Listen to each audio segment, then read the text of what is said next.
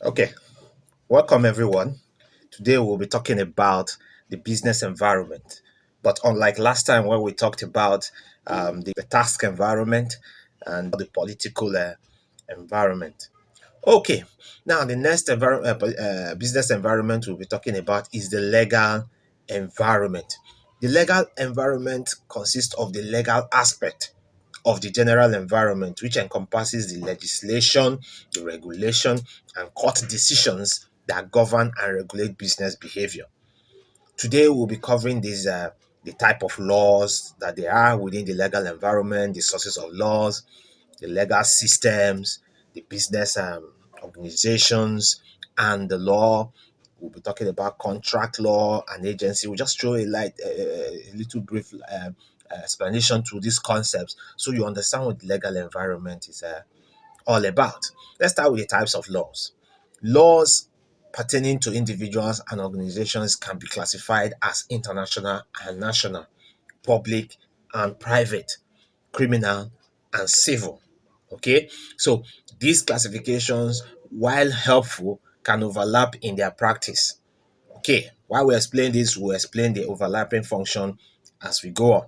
Now, when we say the public and private law, public laws is concerned with the state, including international treaties, constitutional laws, administrative laws, criminal laws, while private law governs relationship between individuals and covering the contract between individuals and torts, property, trusts, and family law. So you see where private law governs and the aspect that public law covers. Now we also have criminal law. Criminal law addresses legal wrongs punishable by state on behalf of the state or the society. So you see someone kills somebody rather than, let's say, Mr. A kills Mr. B, rather than Mr. B's family to try to prosecute Mr. A in court. No, the state decides to prosecute Mr. A because it is considered a criminality, and it is a law, is a state that um, enforces punishable laws on behalf of the state or the society as it concerns criminal laws.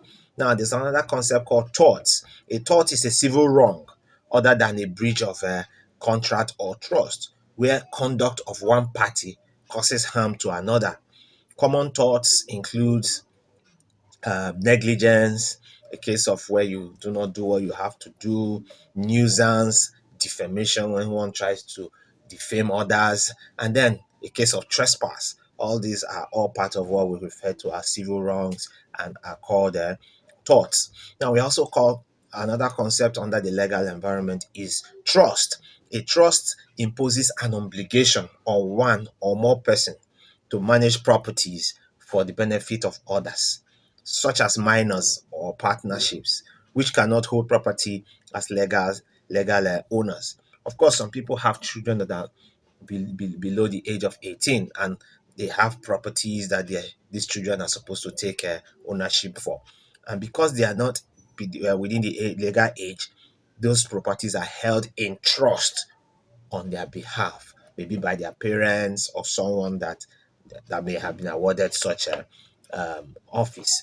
So the trust imposes an obligation on one or more persons to manage property for the benefit of others, such as a minor, like we just mentioned, or a partnership which cannot hold property as a legal owner. Now, let's talk about the sources of laws. Laws derive from customs, judicial precedents, legislation, and so when we say laws are derived from customs, what do we mean? Customs are social norms that have become legal principles over time. In Nigeria, for instance, many customary rules have become part of the common laws. We can imagine some of them. Of course, at the time, the law with the customary law in many environments in Nigeria held it that women cannot take an inheritance of land from their fathers. Okay, the thought or the thinking was that because the women will have to get married and become co-owners with their husbands in their family houses. So, but a recent Supreme Court ruling some years back held that women can own land from their father, and that has become part of the customary law, which has the Supreme Court has knocked off that customary law, which was part of the legal law of Nigeria up to a point, and it has that one is out. Then we have so many customary laws or customs or social norms that have become legal principles over time.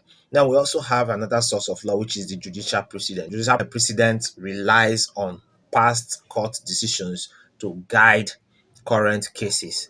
Of course, a judge has decided a case, and once that case has been decided, such precedent now becomes what other court cases can rely on for judgment. So higher court decisions are binding on lower courts. That is judicial precedent for you as a source of law.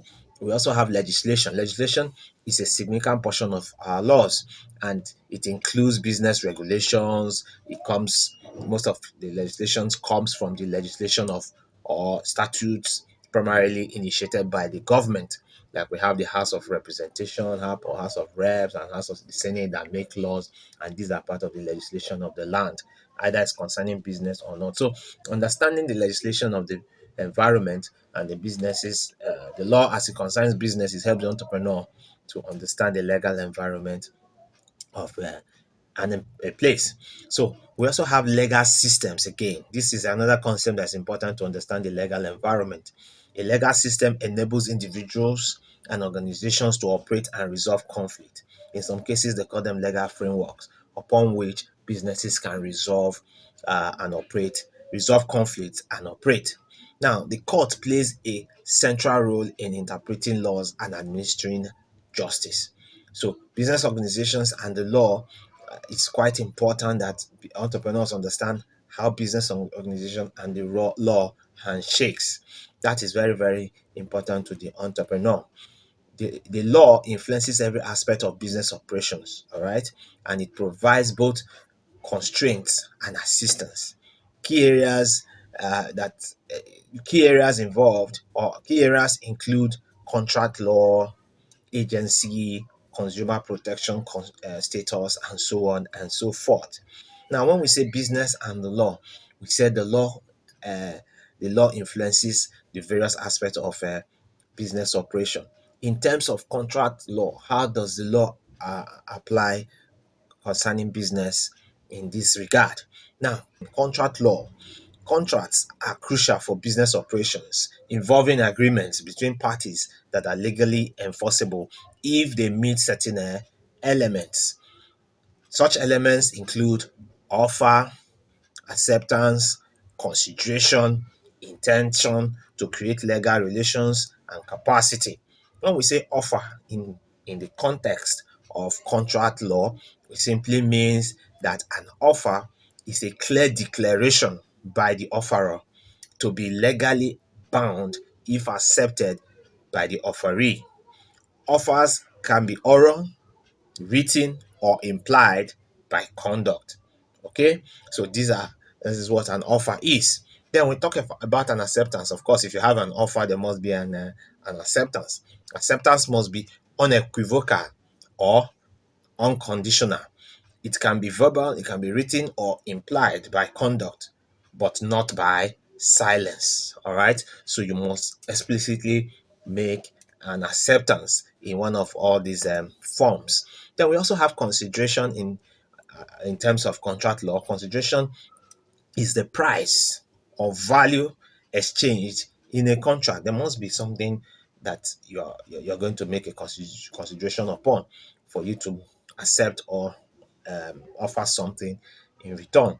It can be money, it can be goods, it can be services, or you give up of a legal right for something. So there must be something you are exchanging within the contract. Now we also have the intent to create legal relations. What does that really connote? Now, commercial agreements are presumed uh, to intend legal relations, unlike domestic agreements. So you must understand this concept. Then we have capacity. Capacity simply means that contractual capacity varies by party types or party type, with protections for minor, for drunks, and the mentally disordered. All right. So other factors within the contract law that needs understanding is that contracts must be legal, voluntary, and genuine. Misrepresentation, undue influence, or duress can void a contract. So we also have agency as another concept within the contract law. Agents act on behalf of principals to facilitate contracts with third parties. Agents must obey lawful instructions, exercise care, act personally in good faith, and keep proper account. Then we have laws and the consumers. Now, consumer protection laws address market failures where consumers lack information, choice, or power, or counterbalancing the influence of producers. Of course, consumers need to be protected. So that is the legal environment and the various concepts that are within that the scope of the legal environment.